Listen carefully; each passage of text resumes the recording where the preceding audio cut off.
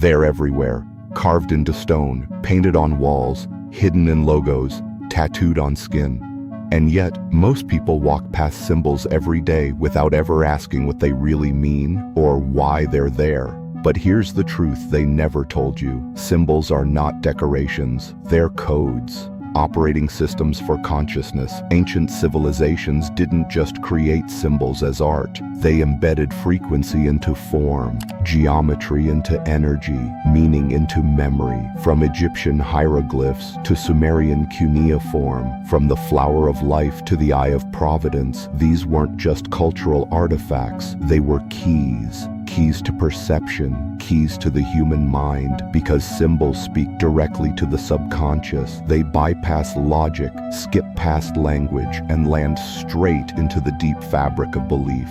That's why corporations and governments use them. That's why religions are built on them. That's why you'll find ancient glyphs hidden in plain sight on your dollar bill, in the Vatican, or at the United Nations. They're not just there for style. They're programming your perception of reality. You might think you're immune, that you're too aware to be influenced. But the human brain is wired for pattern recognition. You can't help but absorb a symbol's meaning, even if you don't consciously understand it. Take the swastika, one of the most powerful and ancient symbols of harmony and divine movement, until it was hijacked and rebranded. Now, one symbol triggers fear and rage in the West, while still representing peace in the East. Same shape, different meaning, different reaction, different energy, because energy follows intention, and symbols are concentrated intention.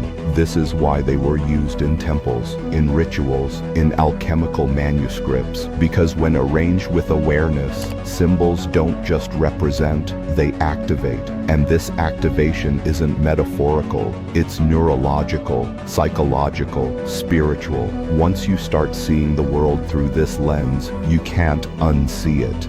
You begin to question everything. Why does the Apple logo have a bite taken out of it?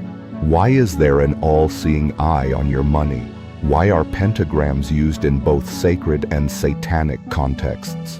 Because the power of the symbol lies not in the shape, but in the meaning you assign to it. Or worse, the meaning someone else assigns for you.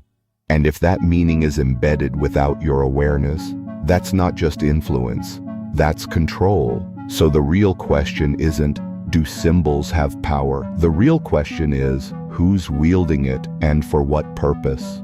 The deeper you go, the more you realize, symbols have never been neutral. They've always carried agendas, spiritual, political, psychological. The shape alone is nothing. But once it's paired with repetition, ritual, and emotion, it becomes a weapon or a tool, sometimes both. Think of ancient Egypt. The Ankh wasn't just a looped cross, it was a vibrational signature. It represented eternal life, yes, but it also encoded an understanding of polarity, consciousness, and energetic flow. When priests held it in ceremonies, they weren't just praying, they were tuning into a frequency. One glyph could align the human mind with cosmic law, and that's what modern society has forgotten, or maybe been conditioned to forget. Because today's glyphs aren't carved in stone. They flash on screens. They blink on your phone. They live in logos and ad campaigns. But make no mistake, the function remains the same. Influence perception, bypass reason, plant ideas at the root level of consciousness. Why do fast food logos always use red and yellow? Why do political movements adopt certain shapes and icons? Why are tech companies obsessed with geometry? Because they've learned from the ancients. They know that symbols bypass resistance. You don't argue with the symbol, you feel it, you internalize it, you repeat it, and over time, it becomes you. But there's more. Certain symbols don't just influence, they unlock. They awaken dormant circuits in the mind. That's why the flower of life, Metatron's cube, and the Sri Yantra were revered across time and culture. These weren't just diagrams, they were maps, stargates, blueprints for how energy moves through the human body and the universe alike.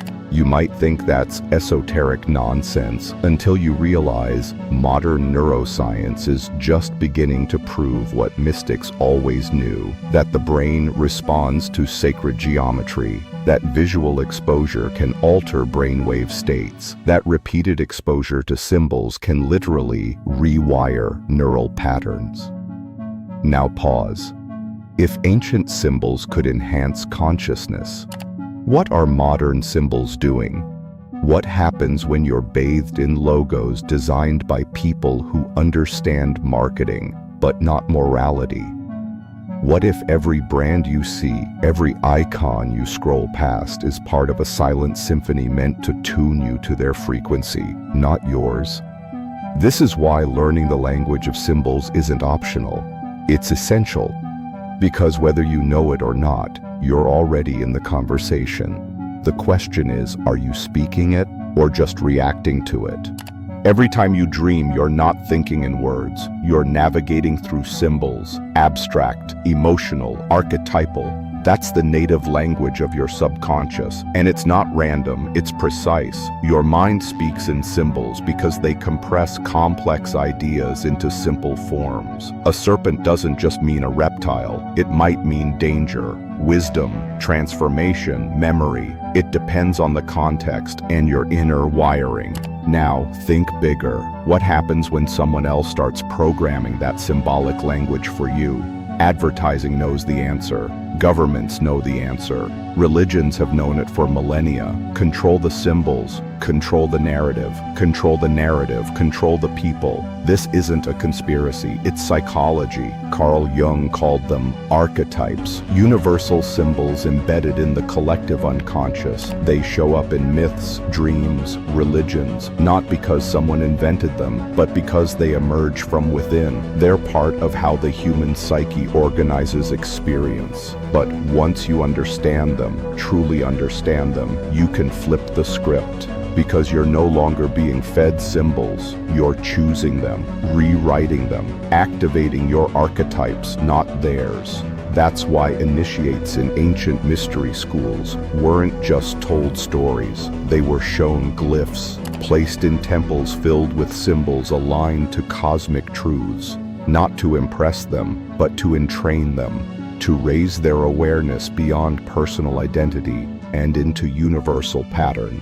Modern life has inverted that process. Now you're surrounded by fragmented icons, glorified brands, meaningless shapes stripped of their original power, and yet your subconscious still absorbs them, still reacts, still builds belief systems around them. That's how people get trapped. Not by chains, by symbols they never questioned. But what happens when you begin to question them? You realize every tattoo, every pendant, every symbol you wear or keep near you, it all matters. It's not aesthetic, it's energetic. You begin to choose deliberately, to surround yourself with meaning, not marketing, to invoke, not consume. And suddenly, the world looks different because you're different. You're no longer a passive observer in the symbolic landscape. You've become an architect within it. Next, we go deeper into how sacred symbols were used in rituals to access higher dimensions, and how you can start reclaiming their power in your own life. You've made it this far, but most won't. They'll scroll past, they'll forget, but you feel it. Something ancient waking up. If you're ready to go deeper, don't just watch, subscribe. Because what comes next is what they never wanted you to find. In ancient temples, symbols weren't decorations, they were gateways. Every glyph carved into stone, every diagram etched onto the floor, it wasn't just art, it was a key, a frequency map, a device for altering consciousness. And those who walked those halls understood something we've forgotten. That the human mind is programmable, and symbols are the code. Think about it.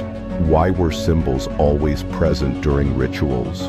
Why did initiates meditate on mandalas, walk labyrinths, or chant sigils? Because the ancients knew that by aligning the external symbol with the internal state, a resonance was created, a bridge between the conscious and the unconscious. between the physical and the metaphysical. The symbol held the intention. The ritual activated it. Take the Ankh, for example, Egypt's symbol of eternal life. It wasn't just a religious sign. It was used in healing ceremonies, energy work, and meditations. It wasn't believed to hold power. It radiated it, because those who used it believed, and that belief shaped their experience. Or the Sri Yantra in Hindu tradition, a geometric pattern said to map the structure of the cosmos and the self. Meditating on it wasn't just an exercise in focus. It was a tool for navigating consciousness, each layer a deeper level of the psyche. In the West, symbols were suppressed or reduced to superstition, but their potency never vanished. It was simply hidden, repurposed, commercialized, and stripped of context. But here's the truth, those symbols still work. If you bring back intention, focus, and alignment, they still open doors. It's not about worshiping shapes. It's about understanding what they represent. A triangle isn't just 3 lines. It's stability, balance, and trinity. A circle isn't just a loop. It's unity, cycles, and infinity. And when you begin to meditate on these forms, not just mentally, but emotionally, you start to tune in to the frequency behind them. You start to feel how a certain shape can change your state, how a certain pattern can unlock clarity, calm, or even altered awareness. That's what ancient glyphs were always for, not to impress the eyes, but to realign the soul. So the next time you see a symbol, pause. Ask yourself, what does this awaken in me? What part of my consciousness is this trying to speak to? Because if you learn to listen to symbols, they'll start speaking back. In the next part, we'll explore how symbols have been weaponized, used to suppress rather than liberate, and what it means to take your power back in a world designed to keep you asleep. You may think symbols are harmless, just branding, logos, or decorative design. But take a closer look. Why do the most powerful corporations, secret societies, and institutions all obsess over logos, crests, and sigils? Why are these symbols engineered with such precision, tested for psychological impact, and placed everywhere from billboards to screensavers? Because those in control understand something the average person doesn't. Symbols bypass logic. They speak directly to the subconscious, and what enters the subconscious shapes the world. Take fast food chains. Red and yellow aren't just aesthetic choices. They trigger hunger, urgency, and desire. Look at financial institutions. Why so many square logos, blue palettes, pyramid motifs? Because these invoke stability, trust, and power. Over time, these associations become automatic, ingrained. You're not thinking, you're responding, and that's the point. The real danger isn't that you're seeing symbols, it's that you're not noticing them. They're everywhere, whispering beneath your awareness, steering choices, triggering emotions, priming you to behave in ways you believe are free, but aren't. And then there are the darker uses, symbols used in media, fashion, or political theater. Symbolism in plain sight, hidden behind irony or art. Once you train your perception, you begin to see the same archetypes recycled over and over. The all-seeing eye, the serpent, the checkerboard floor, the inverted pentagram. It's not accidental, it's intentional. Not all symbols are malevolent, but power, like any tool, can be used or abused. And right now, most people are on the receiving end of symbol-based programming without ever knowing it. So what do? First, you reclaim your awareness. Start seeing the symbols. Question what they're doing, what emotion they're evoking, what belief they're reinforcing. Second, you choose your own. Don't just reject all symbols. Create new ones. Ones that reflect your own values, visions, and power. Wear them. Draw them. Meditate on them. Because when you choose your symbols consciously, you begin to reprogram your own subconscious. You break the loop. You exit their matrix and begin building your own. And maybe that's what they fear most. Not that you'll stop seeing their symbols, but that you'll start creating your own. In the final part, we'll explore what happens when you live symbolically, when every step, breath, and word becomes an intentional act in a universe that responds to meaning. If symbols shape reality, then living symbolically is living as a creator. Every culture that understood the deeper architecture of the universe, Egyptian, Mayan, Hermetic, Vedic, built their lives around sacred geometry, glyphs, and archetypes. To them, symbols weren't decorations, they were technologies, interfaces between the material and the metaphysical. And that's the secret most have forgotten. Every time you speak, you use symbols. Language itself is symbolic. Every letter, every shape, every sound carries frequency. But when you move beyond accidental symbolism into intentional symbolism, something profound happens. Reality begins to speak back. You start seeing synchronicities, patterns that defy logic, numbers, animals, dreams, déjà vu. And you realize these aren't coincidences, they're feedback. Reality isn't random, it's responsive. Symbols become your interface. A circle drawn in meditation becomes a mirror of your wholeness. A spiral on your altar becomes a path inward. The symbol you wear becomes a reminder of your identity, not the one given to you by culture, but the one remembered by your soul. The ancients weren't primitive. They were fluent in a language we've unlearned. And now, in an age ruled by noise and distraction, reclaiming that language is revolutionary. It's how you remember who you are. So from now on, don't just see the world, read it. Interpret the architecture of your life like a dream. Question the shapes, the numbers, the messages in disguise. Start designing your space, your rituals, your choices with intention. Because you're not just a product of symbols, you are their author. And if you don't tell your subconscious what to believe, someone else will. The power is no longer hidden. You've seen it. You've felt it. And now it's time to use it. So ask yourself, what symbol reflects your truth? What glyph will guide your next chapter? And most importantly, what reality are you ready to create? Because symbols don't just shape the world, they summon it. And now, it's your move.